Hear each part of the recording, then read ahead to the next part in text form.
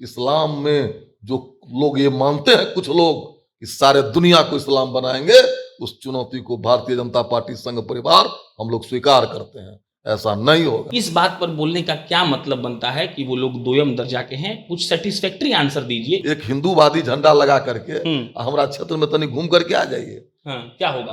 क्या होता है? इतना इतना बड़ा बच्चा सब हम लोग जिस दिन गाड़ी से घूमते हैं क्षेत्र में, गंदी गंदी भद्दी भद्दी गालियां देता रहता है कि जा रहा है फन्ना, जा रहा है फन्ना, जा रहा है। क्या बात करते हैं आप? चाहे वो 62 का चीन का लड़ाई हो, चाहे 71 का पाकिस्तान भारत की लड़ाई हो, चाहे कारगिल युद्ध हो, जितना सेना नहीं मरी उससे ज्यादा सेना शहीद हुए एक कश्मीर में।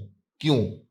किस मानसिकता के कारण? कुछ भावना थी चंद्रशेखर आजाद में जो गोली खा गए, कुछ भावना थी भगत सिंह में जो फांसी पर चढ़ गए, कुछ भावना थी झांसी रानी में, शिवाजी में जो देश के लिए मर मिटे।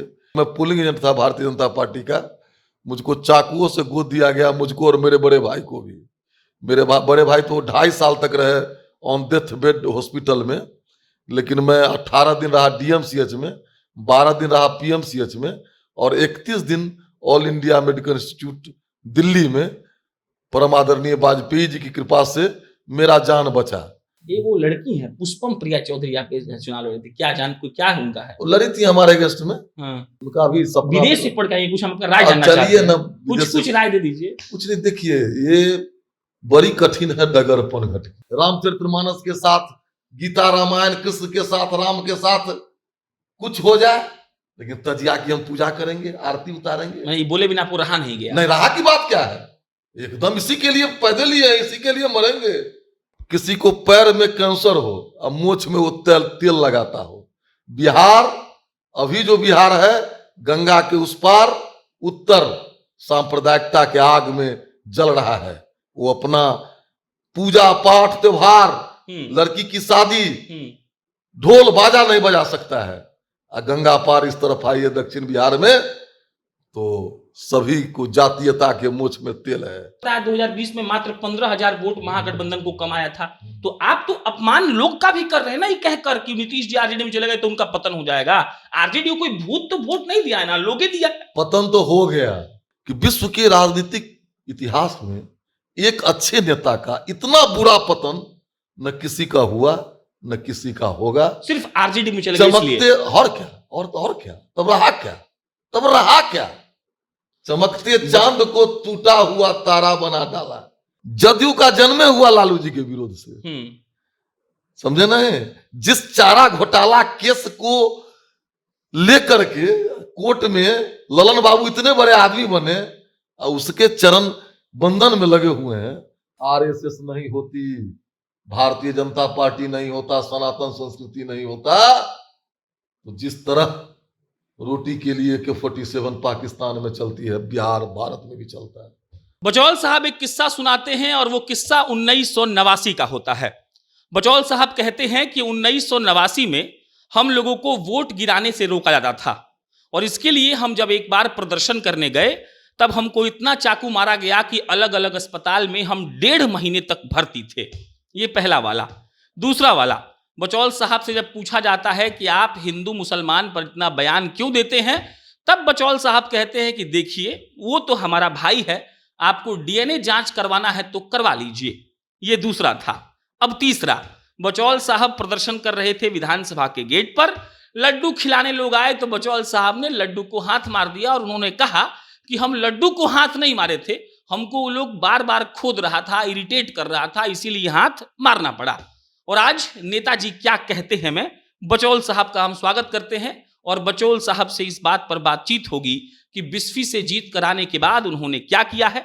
इस बात पर बातचीत होगी कि आरएसएस का नाम वो जब लेते हैं तो कितना श्रद्धा और सम्मान उनके मन में होता है, और इस बात पर बातचीत होगी कि आज का राजनीति बिहार का किस ओर जा रहा है। बहुत शुक्रिया आपका हमसे जुड़ने के लिए। हम ये जानना चाहते हैं, पहले 1989 वाला प्रसंग हमको लगता है कि पत्रकार लोग या फिर लोग भी बहुत कम जानता है, क्या हुआ था बिस्फी में और बचौल साहब ने क्या किया था? देखिए, बिहार से लेकर के हमारे क्षेत्र में भी पहले लोगों को वोट नहीं डालने दिया जाता था।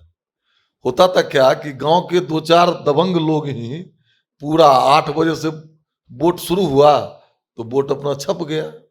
हम तनी राम जन्मभूमि के शिला पूजन वगैरह में सक्रिय थे, तो मैंने संकल्प लिया अपने कुछ मित्रों के साथ गांव में कि इस बार सब वोट गिरावे। उसका प्रतिफल हुआ कि मैं पोलिंग एजेंट था भारतीय जनता पार्टी का। मुझको चाकुओं से गोद दिया गया, मुझको और मेरे बड़े भाई को भी।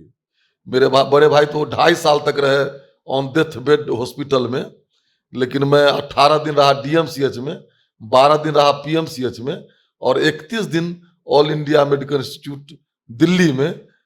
परम आदरणीय वाजपेयी जी की कृपा से मेरा जान बचा, और जब जान बच गया तो मैं संकल्पित हो गया कि नहीं, इसी निमित्त काम करूंगा। और आज आपके सामने हूं, मैं काम कर रहा हूं। मेरे जीवन का भी यही उद्देश्य है। आरएसएस कब ज्वाइन किए थे? आरएसएस तो उससे पहले ही कॉलेज लाइफ में, हम करीब करीब 85 में, 84 में मैट्रिक किए। रामदयालु सिंह कॉलेज में पढ़ते थे, तो वहीं शाखा लगती थी। बाद में तो फिर हमारी पढ़ाई लिखाई सीतामढ़ी से हुई, तो वहीं से संपर्क में आए। अच्छा, हम ये जानना चाहते हैं कि कॉलेज में क्या होता है कि लड़का लड़की लोग अलग अलग चीज की तरफ आकर्षित होता है। कोई कुछ खेलने लगता है, कोई सिनेमा बनाने लगता है, कोई राजनीति करने लगता है। तो आरएसएस के प्रति रुझान कैसे हुआ? कुछ पढ़ रहे थे, कोई बता रहा था, या मन से ही कुछ आवाज आ रहा था? क्या हुआ था? नहीं, हम लोग पढ़ नहीं रहते। शाखा लगती है, वहाँ एक ध्वज को गाड़ दिया जाता है फील्ड में। बच्चे लोग आते हैं खेलने उलने। जिज्ञासा हुई कि देखते हैं कि क्या है। प्रतिदिन लगा रहा है, उसमें कुछ बुजुर्ग भी हैं, बच्चा भी है, नौजवान भी है, हमारे कॉलेज का साथी भी है उसमें, हमारे सीनियर थे। तो जाना चाहिए, देखना चाहिए। उसी क्रम में चले गए, और मैं समझता हूं कि वो क्षण हमारे लिए गौरवशाली था कि देश समाज राष्ट्र की सेवा करने का अवसर मिला, और वही जीवन का उद्देश्य बन गया। अच्छा, एक बात बताइए ना, आरएसएस पर जब बात होता है तो जो लोग पुराने मतलब 1980 में आरएसएस ज्वाइन किए, वो लोग बहुत कुछ बताते हैं कि आरएसएस ने क्या सिखाया, देश के लिए क्या बताया। आरएसएस वाले जो होते हैं कहते हैं देश प्रथम है हमारे लिए। तो 1984 में जब बचौल साहब आरएसएस के शाखा में जाने लगे, तो एक ऐसा सीख बताइए हमको जो हमको लगता है कि अंतिम सांस तक बचौल साहब नहीं भूलेंगे। देखिए, बस 2 ही शब्दों में मैं कह सकता हूं, अनुशासन और देश प्रेम। राष्ट्रीय स्वयंसेवक संघ की शाखा में मिला है, और उस पर मुझको गर्व है। इस देश के प्रति प्रेम, समर्पण, त्याग की भावना। कुछ भावना थी चंद्रशेखर आजाद में जो गोली खा गए, कुछ भावना थी भगत सिंह में जो फांसी पर चढ़ गए, कुछ भावना थी झांसी रानी में, शिवाजी में, जो देश के लिए मर मिटे। तो देश के मिट्टी के प्रति समर्पण ये राष्ट्रीय स्वयंसेवक संघ सिखाता है, जिस पर मुझे गर्व है। और मैं भी चाहता हूं, और तेरा वैभव अमर रहे मां, हम दिन 4 रहे न रहे। हम लोग तो कोई यहाँ परमानेंट रहने नहीं आया है, लेकिन कृति जरूर रहती है। तो निश्चित रूप से पीड़ित, शोषित, दलित बंधु जो प्रताड़ित हैं, आज भी उनको हक नहीं मिला है। आजादी के 75 साल के बाद भी आज भी गांवों में वो अपना पूजा नहीं कर सकते हैं, अपना ब्रह्म बाबा का पूजा जो होता है सालाना उत्सव नहीं कर सकते हैं। आज भी बेटी की शादी में, जनेऊ में बाजा नहीं बजा सकते हैं। इन सब मुद्दों का हमारे यहाँ भरमार था, और मैं उसके लिए लड़ा। हमारे यहाँ एक शिव मंदिर है, विद्यापति बाबा के द्वारा पूजित है। स्वयं उगना शिव नौकर बन के आए थे, वहां जलाभिषेक में बाधा था। तो इन सब मुद्दों को लेकर के मैं जगा, जनता का समर्थन मिला, और मेरे ऐसा आदमी जो जात और पैसा के बल पर वार्ड मेंबर भी नहीं बन सकता है, क्योंकि मेरी लड़ाई बिहार के सबसे धनी एमएलए से है। डॉक्टर फैयाज साहब बिहार के सबसे धनी एमएलए थे, लेकिन जनता का प्रेम, बिस्फी के जनता का आशीर्वाद, जो मैं आज आपके सामने हूं। अच्छा, इसमें एक बात हम कट टू लौटते हैं। अभी बयान दिया था आपने एक कि मुसलमानों का वोटिंग राइट छीन लेना चाहिए, तो कुछ जो विपक्ष का लोग आपका है वो बोला कि आरएसएस के शाखा में यही सिखाया जाता है। देखिए, आरएसएस में नहीं सिखाया जाता है, लेकिन एक बात तो निश्चित रूप से है। बाबा साहेब भीमराव अंबेडकर जी कहे कि जब देश विभाजन हो गया, सहोदर भाई हम 2 भाई हैं, अगर बट जाएंगे उनके जमीन से न मुझको लेना है, न मेरे जमीन से उनको लेना है। लेकिन सनातन संस्कृति, जिसको हिंदुत्व कहते हैं, उनके कारण उन लोगों को यहाँ रहे और रहने दिया गया। मुझे कोई आपत्ति नहीं हुआ, लेकिन हमको मिला क्या कि आप सड़क पर जुलूस नहीं निकाल सकते हैं, आप रामकृष्ण के जिंदाबाद नहीं कर सकते हैं, झंडा नहीं लगा सकते हैं, ये श्मशान मेरा है, ये सरकारी जमीन हमारा है। मिला क्या हमको? कश्मीर मिला। आज अररिया, किशनगंज, कटिहार, पूर्णिया, दरभंगा, मधुबनी, सीतामढ़ी, मोतिहारी, बेतिया कि इन अल्पसंख्यक बहुल्य, वो है बहुसंख्यक। आप चले जाइए गांव में, क्या हाल है यादव भाई का, क्या हाल है मंडल भाई का, क्या हाल है सहनी भाई का, क्या हाल है ब्राह्मण भाई का, क्या हाल है राजपूत भाई का। तो मैं तो यही कहता हूं बिहार के संदर्भ में कि किसी को पैर में कैंसर हो और मोछ में वो तेल लगाता हो। बिहार, अभी जो बिहार है, गंगा के उस पार उत्तर सांप्रदायिकता के आग में जल रहा है। वो अपना पूजा पाठ त्योहार, लड़की की शादी, ढोल बाजा नहीं बजा सकता है। और गंगा पार इस तरफ आइए दक्षिण बिहार में तो सभी को जातीयता के मोछ में तेल है। अरे इस पे हम लौटेंगे। तो 1989 में आपने आंदोलन किया, आपको चाकू मारा गया, अटल बिहारी वाजपेयी आप साहब थे, आप दिल्ली में इलाज हुआ और आप बच गए। उसके बाद क्या हुआ? उसके बाद आए, फिर जिसको चाकू मारा था उसके प्रति मैंने कानूनी लड़ाई प्रारंभ किया। अच्छा। उसी क्रम में भारतीय जनता पार्टी का पोलिंग एजेंट था। भारतीय जनता पार्टी उतनी ताकतवर थी नहीं और उन लोग बड़े ताकतवर थे तो हमको मदद नहीं कर रहे थे। तो हम भारतीय जनता पार्टी का शिकायत उकायत भी करते थे चौक चौराहा। तो 3 बार विधायक भी रहे, 4 बार हमारे गुरुदेव हैं रामदेव महतो जी, वो एक दिन आए हमारे पास, कहे कि इससे तो काम नहीं चलेगा, किसी को आप गाली भाली देते हैं, ये करते हैं, वो करते हैं, आप संगठन से जुट करके और हम लोग पूरा इसकी लड़ाई लड़ेंगे आपके साथ। वही हुआ, मैं संगठन से जुड़ गया, युवा मोर्चा का उपाध्यक्ष बना, फिर युवा मोर्चा का जिलाध्यक्ष बना, फिर 2 बार महामंत्री बना भारतीय जनता पार्टी का, फिर भारतीय जनता पार्टी का जिलाध्यक्ष बना। फिर पार्टी ने टिकट नहीं दी तो मैं जिलाध्यक्ष से रिजाइन करके फरवरी में दोनों बार निर्दलीय लड़ गए। निर्दलीय लड़े और जीते भी। पहली बार तो मैं जीता, तो फिर हुआ फरवरी में और अक्टूबर में आप 2 बार लड़े और जीत गए। दोनों बार जीत गए। अब पहली बार हुआ कि जो निर्दलीय, हम लोग निर्दलीय जो उस बार 19 जीते थे, जिसमें 14 नीतीश जी के साथ थे। अगर हम लोग नहीं साथ देते तो आज नीतीश जी यहाँ नहीं होते। समझे नहीं? नीतीश जी अब बड़े नेता हो गए हैं, लेकिन उन दिनों का अगर फोन का निकाला जाए तो किस तरह हम लोगों से जुड़े थे। खैर ये सरकार बनी, लेकिन मेरे साथ क्या हुआ नवंबर के चुनाव में, हुआ था कि जो निर्दलीय जिस पार्टी से लड़ेगा उसको टिकट दिया जाएगा। अच्छा। लेकिन मुझको फिर टिकट नहीं दिया गया। लोगों ने कहा कि धोखा से जीत गया है। गलती से। हाँ, गलती से जीत गया है। लेकिन परमात्मा, जनता रूपी परमात्मा का आशीर्वाद, मैं पुनः दोबारा जीत गया। दोबारा जीत गया। फिर उस बीच में मुझको कई केसों में, हमारे विरोधी थे डॉक्टर शकील अहमद। अच्छा। उन दिनों केंद्र में गृह राज्य मंत्री थे। उनके कारण एक केस में भी मुझे फंसा दिया गया। अच्छा। और कई केसों में फंसा दिया गया, लेकिन सबसे मैं निवृत्त हो गया। फिर लड़ता रहा, क्योंकि वो सीट थी जदयू की, तो 10 में मैं जदयू से लड़ा, लेकिन मैं चुनाव हार गया। थे। फिर 15 में फिर निर्दलीय हम लड़े, फिर मुझको 28,000 वोट आया। लेकिन हम भारतीय जनता पार्टी से जुड़े ही रहे, माने लड़ भी लेते थे। और फिर तो इसमें एक बात पूछ लेते हैं, जो आप इतना बोलते हैं कि सेवा भाव है, आरएसएस को इतना मतलब सम्मान और श्रद्धा है, देशभक्ति सिखाया, तो काहे मैंने पद के लिए काहे छोड़ के लड़ जा रहे थे? नहीं, मुझसे अच्छा आदमी कोई हो तो मैं सहर्ष पद छोड़ने के लिए, पद से मुझे कोई लालसा नहीं है। लेकिन मुझसे बुरा आदमी को अगर आप टिकट देते हैं, मुझसे बुरा आदमी को आप समर्थन करते हैं, जिस मुद्दा के लिए मैं लड़ता हूं उसी उन दिनों जंगल राज की बात बड़ी चलती थी। जंगल राज के लोगों को ही टिकट दे देते हैं, चाहे वो भाजपा हो या जदयू हो, तो मैं विरोध करूंगा। आज भी पार्टी के बैठकों में अगर कुछ बात नहीं लगता है, लोकतंत्र की जीवंतता है विरोध। अगर लोकतंत्र का श्रृंगार है विरोध, वो पार्टी में हो या पार्टी से बाहर हो, अगर विरोध नहीं है तो फिर लोकतंत्र नहीं। ये मेरा मानना है और मेरा बागी तेवर रहा है बचपन से, इसलिए कुछ स्वभाव है मेरा। अच्छा, उसके बाद 2020 आया, साहब को टिकट मिला और साहब जीत के सामने बैठे हुए हैं। अब उसके बाद के प्रकरण पर बात की जाएगी। पहले बयान 1-2 देख लेते हैं आपका। इस बात पर बोलने का क्या मतलब बनता है कि वो लोग 2ym दर्जा के हैं? कुछ सेटिस्फैक्ट्री आंसर दीजिए। ये मत कहिए कि जुलूस नहीं निकाल सकता। ये बात ऐसा मतलब कुछ बोलिए जो लॉजिकल हो, कुछ फैक्चुअल बताइए। नहीं तो आप सेटिस्फैक्ट्री आंकड़ा क्या, आप देखिए ना आंकड़ा। आप देख लीजिए, क्राइम रेट देख लीजिए, जहां वो लोग हैं वहां के लोगों का जनमानस देख लीजिए। आज ये दरभंगा में क्या हुआ है, एक दलित बंधु के शव के साथ क्या क्या नहीं किया गया है। वो कहते हैं जो भाई हैं, भाई होने के लिए माता एक होना जरूरी है। भारत माता हम नहीं बोलेंगे। क्यों नहीं बोलिएगा भारत माता?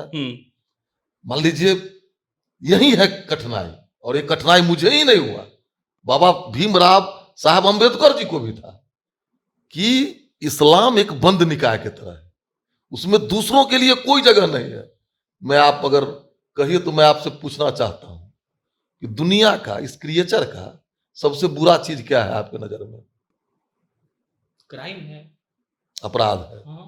और बहुत तरह बलात्कार है, हाँ, पर्सपेक्टिव मर्डर है, बहुत कुछ। और एक मुसलमान के नजर में, अभी हम मुसलमान तो नहीं, हम हिंदू हैं, हम क्या बताएं? आप जानिए एक मुसलमान के नजर में इस सृष्टि का सबसे बुरा चीज है जो इस्लाम नहीं मानता है, उसको मार दो, काट दो, बलात्कार कर दो। ऐसे ऐसे करते नहीं होगा। 100 साल पहले 82 लाख वर्ग किलोमीटर के मालिक थे, आज हो गए 32 लाख वर्ग किलोमीटर के मालिक। उस 32 लाख किलोमीटर में 32 लाख वर्ग किलोमीटर में 40% पर हम भारत माता की जय नहीं बोल सकते हैं। आखिर यही बचौल साहब यही साहब बतिया सुन के कहता है सबकी आरएसएस में यही सिखाया जाता है। चूंकि उन लोगों को आरएसएस में ही सिखाया जाता था। किशनगंज, सुनिए ना, वो लोग आरोप लगा रहा है। तो किशनगंज वो लोग तो यही लगाता है, पहले धर्मनिरपेक्षता के नाम पर हम लोगों से लड़ता था, इस बार धर्मनिरपेक्षता कहाँ चला गया? वो लोग कोई आदमी है? विपक्ष जो है केवल सत्ता में बने रहने के सिवा कोई सपना नहीं है। एक सपना दिखाता है ना लोग।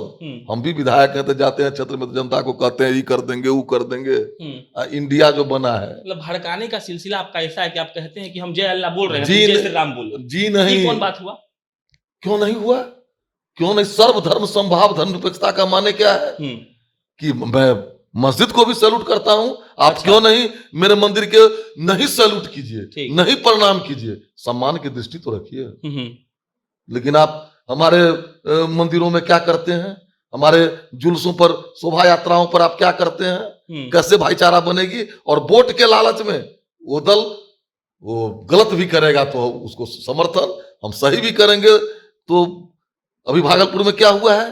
काली मंदिर पर रोड़ेबाजी हो गया, अनशन कर रहे थे तो हमारे सारे नेताओं को जेल में डाल दिया। और वो कह रहा है कि भाजपा के राज में 13 लाख लड़की 3 साल से गायब है, इसका जवाब भाजपा दे ही नहीं रही। अच्छा, तो गायब है तो वही लोग गायब करवाया है। कौन लोग? हमारे विपक्ष के लोग जो मुस्लिम वोट के लिए कुछ भी करने को तैयार, लोग गायब करवा दिया। क्या और क्या? एकदम सही कहते हैं, आप जाकर के देखिए ना। क्या नहीं करवाते हैं? तनी एक बार अकेले एक हिंदूवादी झंडा लगा करके हमारा क्षेत्र में तनी घूम करके आ जाइए। क्या होगा? क्या होता है? इतना बड़ा बच्चा सब हम लोग जिस दिन गाड़ी से घूमते हैं क्षेत्र में, गंदी गंदी भद्दी गालियां देता रहता है कि जा रहा है फन्ना, जा रहा है फन्ना, जा रहा है। क्या बात करते हैं आप? तो आप 2 बार जीत गए तो सुधार देते। कैसे सुधार लें? इस सरकार में सुधारेंगे कि हम ही को सुधार देगा?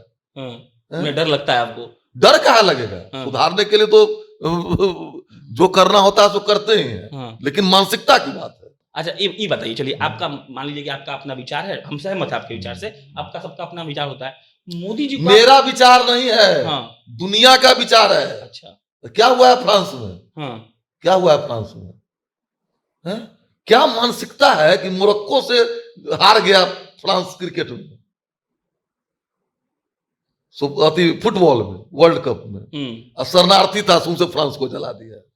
एक लड़के को गोली मार दिया, ट्रैफिक पुलिस यहां रोका नहीं रुकी, आगे नहीं रुकी। संपूर्ण विश्व में एक ही मानसिकता है कि हम दूसरे को नहीं रहने देंगे।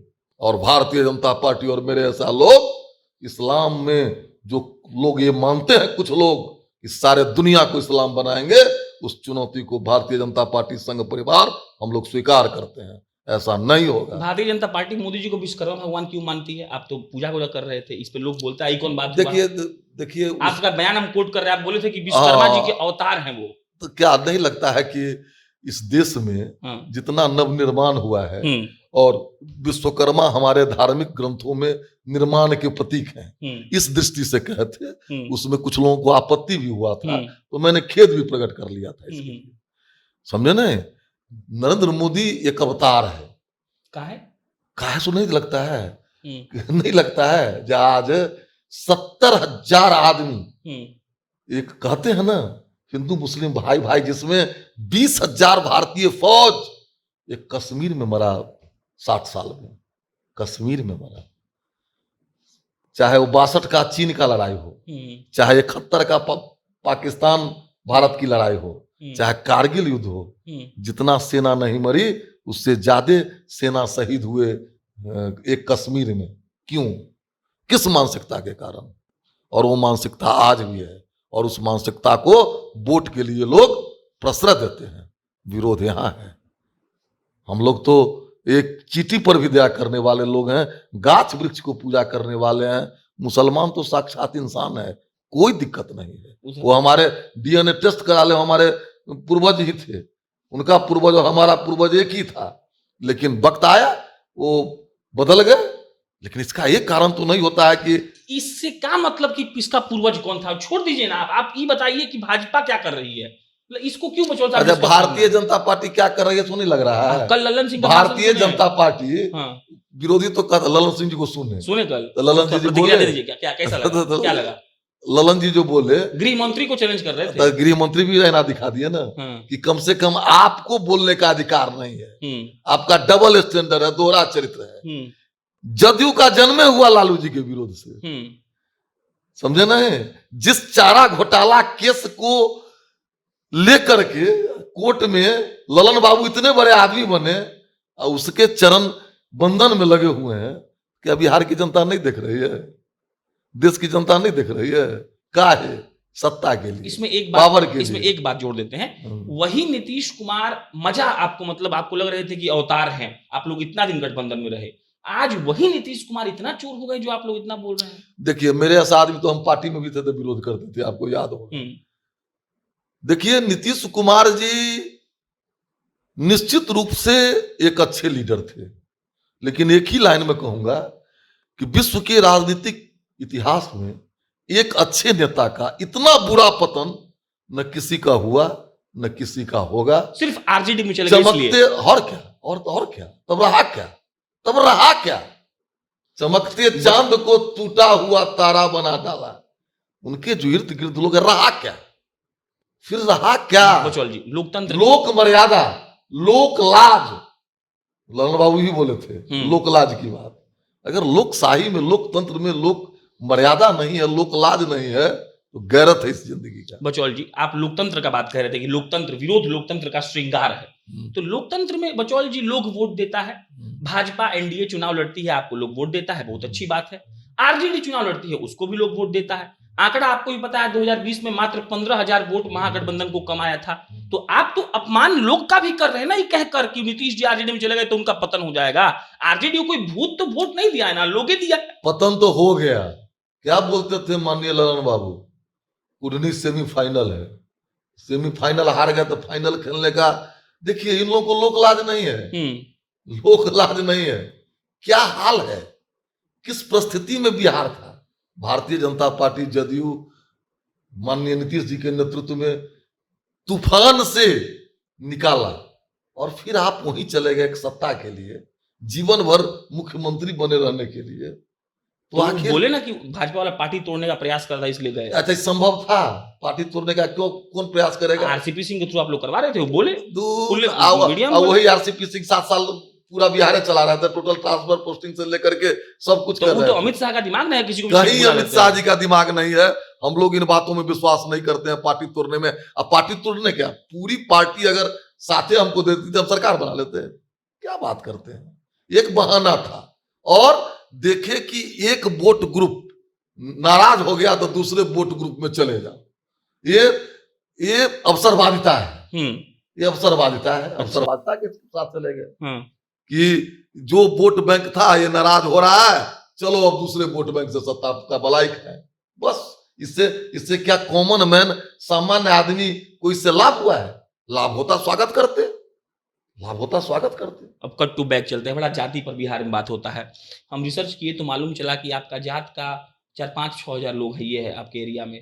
तो क्या समीकरण है? एक और जगह आपका इंटरव्यू देख रहे थे, आप बोले कि 12 पंचायत में अल्पसंख्यक लोग है, पिछड़ा लोग है, और उनके लिए लड़कर बिस्फी का नेता और बिस्फी का विधायक बचौल जी बन गए, इसमें जोड़ ये दे रहे हैं हम कि तनी समझा दीजिए ना कि क्या गणित और गुना भाग लगाते हैं आप? कुछ नहीं, गणित भाग गुना भाग है, हाँ, जनता की सेवा गुना भाग है। अत्याचार, अनाचार, दुराचार के विरुद्ध में खड़ा होना मेरा फितरत है, उसके लिए मेरी जान भी चला जाएगा तो कोई हर्ज नहीं है। इन्हीं बातों पर विश्वास करके बीएसपी की जनता मुझ पर विश्वास करती है और मैं भी अपने देवतुल्य मतदाताओं को देवता से कम नहीं समझता हूं। यही कारण है और कोई कारण नहीं है। रही बात जातिवाद की, तो जातिवाद ठगने का चीज है, समझे नहीं। शादी ब्याह होता है जात पात में, जिस कन्या को जिस वर से शादी होना चाहिए आज तिलक दहेज के नाम पर नहीं हो पाता है। आरजेडी वाला जो लिख रहा था, लोग सोशल मीडिया रूटिंग होता है कि जात गिनने से बहुत लोगों को दिक्कत है, तो काहे नहीं कोई सवर्ण ब्याह कर देता है उसमें, तो आप भी अब जोड़ दिए। आजाद काहे नहीं, लोग कर रहा है कि नहीं कर रहा है? हाँ, तो आप सहमत है नहीं से पूछ? अरे अरे जाति चाहिए हम लोग तो जाति पात पूछे नहीं कोई, हरि के भजे से हरि के हुई, एक मानव जाति है हम लोग, ये मानने वाले लोग हैं। दिक्कत वहां है कि नहीं मेरे ही बात सही, अच्छा यही दिक्कत है। श्रेष्ठता का भाव जहां होगा वहां दिक्कत है। आखिरी दो सवाल, एक वो लड़की है पुष्पम प्रिया चौधरी, आपके चुनाव लड़े थे, क्या उनका है? वो लड़ी थी हमारे गेस्ट में। हाँ, पिताजी एमएलसी रह चुके हैं, निधन हुआ था, नीतीश जी गए थे। हुआ है उनका भी सपना। विदेश से पढ़ के आइए, कुछ हम आपका राय जानना चाहते हैं। ना कुछ राय दे दीजिए। कुछ नहीं, देखिए ये बड़ी कठिन है डगर पनघट की। इस शॉर्टकट रूट जिसमें भी, चाहे पत्रकारिता जगत हो, बिजनेस जगत हो, राजनीति जगत हो, कोई अपनाएगा उसको एक्सीडेंट हो जाएगा। इसमें हजारों लोग मरते हैं तो एगो एमएलए एमपी होता है, माने मर्डर नहीं, जीवन कुर्बान कर देता है तो एमएलए एमपी बनता है। और सीधे आए झूठे को हवा पानी दिए, ऐसे ऐसे राजनीति नहीं होता है। वो तो कहती है कि बदल देंगे पूरा सिस्टम में। अच्छा, शुभकामना है, कितने लोग आए गए बदल गए। देखिए जब तक संगठन नहीं होगा, केवल नारा दे करके बड़े बड़े पार्टी चले गए। 20 पर सिमट गई थी कि नहीं आरजेडी, वो तो नीतीश जी फिर 15 में प्राण दे दिए ना। आने दीजिए समय, वही पार्टी बचेगा जिसको संगठन होगा, विचारधारा होगा। जात पात और हवा पानी पर चलने वाली पार्टी मिट्टी में मिल जाएगी, वो समय बहुत नजदीक है। आखिरी सवाल, ये बड़ा हम इम्प्रेस्ड हैं आपसे बचौल साहब कि एक बैग है आपके पास, बैठे हुए हैं, धोती टाइप का वो लपेटे हुए हैं, टी शर्ट, 5 गो माला देखते हैं, और आप कई इंटरव्यूज में अपना कमरा दिखाए हैं, हम उसी कमरा से हम देख के आए हैं। हमको नहीं देखना, हम देखे हुए हैं।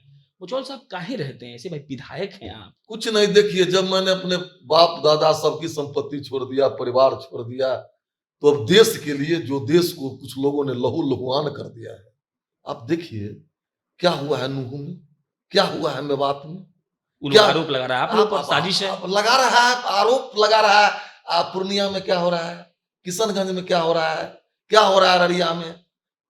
आज आरएसएस नहीं होती, भारतीय जनता पार्टी नहीं होता, सनातन संस्कृति नहीं होता, तो जिस तरह रोटी के लिए AK-47 पाकिस्तान में चलती है, बिहार भारत में भी चलता है। धन्य सनातन संस्कृति है।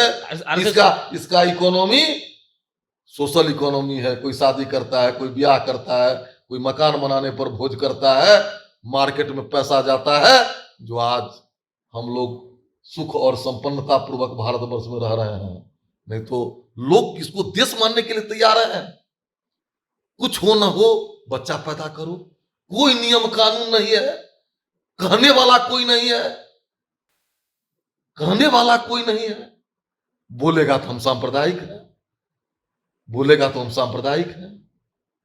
आज रामचरितमानस के साथ, गीता रामायण, कृष्ण के साथ, राम के साथ कुछ हो जाए, लेकिन तजिया की हम पूजा करेंगे, आरती उतारेंगे। नहीं बोले बिना आपको रहा नहीं गया। नहीं रहा की बात क्या है, एकदम इसी के लिए पैदल ही है, इसी के लिए मरेंगे, इसी के लिए जिंदे हैं। ये जो वोट के लालच में लोग भेदभाव कर रहे हैं और इस देश को पाकिस्तान और बांग्लादेश बनाना चाह रहे हैं, रोटी के लिए गोली चलवाना चाह रहे हैं, वैसे लोगों से सतर्क रहने की जरूरत है। और लोग सतर्क हो रहे हैं, इसीलिए नीतीश जी और लालू जी भी एक हो गए, क्योंकि दोनों की विचारधारा अलग अलग थी, लेकिन सत्ता रूप की मलाई खाने के लिए जिस नीतीश जी का वैचारिक उदय लालू जी के विरोध में हुआ, आज सब गलमहिया डाल के मलाई खा रहे हैं।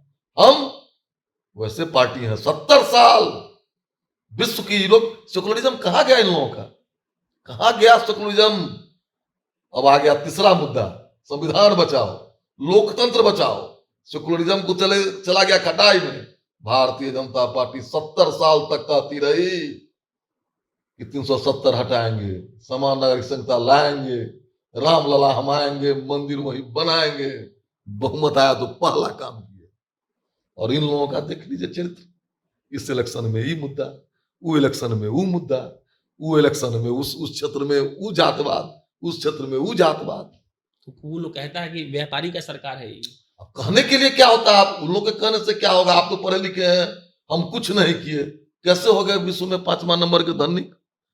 4 में थे 10वां नंबर के धनिक, 14 में भी थे 10वें नंबर का अर्थव्यवस्था धनिक, हम सामाजिक भाषा में कह रहे हैं, इकोनॉमी।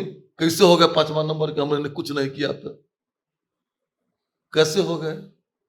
वो लोग कह रहा है कि रफ्तार कम हो गया है, मनमोहन सिंह तो दुगना होता है। ओह, मनमोहन सिंह 10 साल में अर्थशास्त्री थे, 10वीं अर्थव्यवस्था से 4 में 10वीं अर्थव्यवस्था, और 10 साल छोड़े 14 में भी तो 10वीं अर्थव्यवस्था। मनमोहन सिंह इकोनॉमी खोले थे भारत का, बचौल जी अच्छे इकोनॉमिस्ट हैं वो, कम से कम उन पर आरोप बचना चाहिए इनको लगता है। बोलिए, इस पर जवाब दीजिए, बताइए। जितना घोटाला घटाला घपला मनमोहन सिंह जी के समय में हुआ, हाँ। भारत में नहीं हुआ कभी। वो रैन कोट पहन करके बाथरूम में स्नान करते थे, भ्रष्टाचार के बारिश में रैन कोट पहने रहते थे। अच्छा, वही वाला लास्ट वाला जवाब नहीं दिए, काहे मतलब इस लड़ाई के लड़ने के लिए इतना सिंपल जीवन जीते हैं? निश्चित रूप से मान लीजिए हम लोगों उद्देश्य है, एक लक्ष्य के लिए है, मिशन पॉलिटिक्स है हम लोग कि जब तक भारत माता को परम वैभव के शिखर पर नहीं पहुंचा देंगे, इसी बिहार में इंडिया को ना, भारत माता को, और इंडिया को, इंडिया हम लोग का इंडिया है। ये लोग भ्रष्ट इंडिया है, परिवारवादी इंडिया है, करप्ट इंडिया है। ये लोग जेल जाने वाला इंडिया है, जेल से लौटा हुआ इंडिया है। ऐसा इंडिया सब जान रहा है। नाम बदल लेने से कुछ नहीं हो जाता है, समझे नहीं? नाम बदलने से कुछ नहीं होता है, गुण से होता है। ये इंडिया ये ठगने के लिए जो बनाए हैं, पब्लिक सब जान रही है। ये बचौल साहब थे और हम समाप्त कर रहे हैं।